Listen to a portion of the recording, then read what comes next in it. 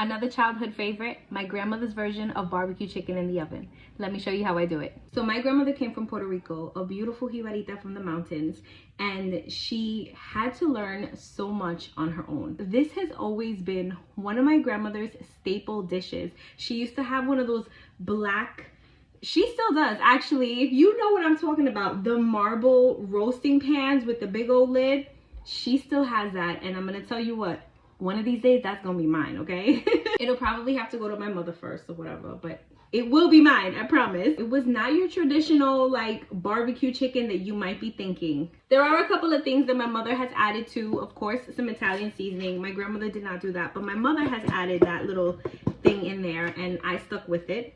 A little bit of adobo, onion powder, garlic powder, some black pepper, some oregano, paprika, and sazon.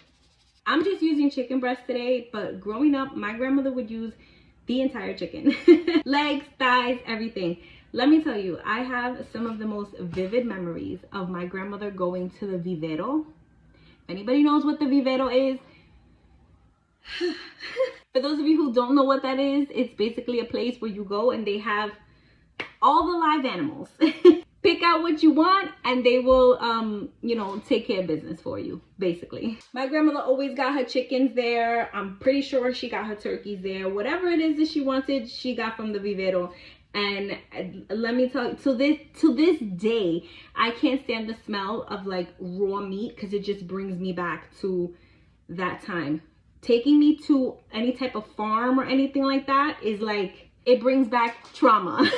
I'm exaggerating, but I really do hate that smell. I mean, but realistically, those were probably the days where we were getting like the freshest and the best meats, you know? I mean, I don't know how ethically they were doing everything, but the food was good, okay? The food was good.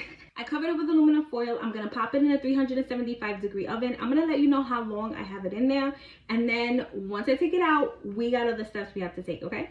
Times have changed so much, but I am so grateful that I just have the best memories. I mean, my grandmother's still with me, okay? But yeah. Even though her favorite thing was to chase me around the house with the chicken feet, but you know, that's okay. I forgive her. Okay, so my chicken's been cooking for 30 minutes at 375.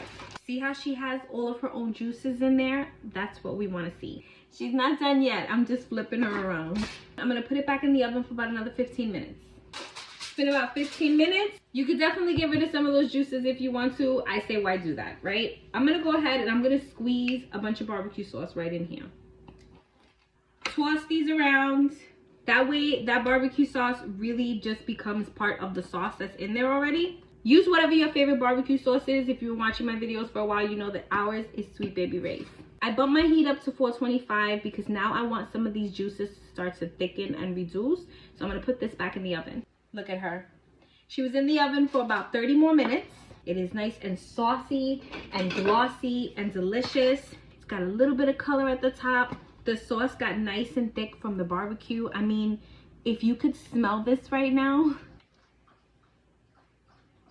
Excuse my dog drinking her water in the corner over there. It's time to plate this up and eat, okay? Look at that. Let's taste. Mmm. There's something about nostalgic childhood meals that just soothe the soul, you know?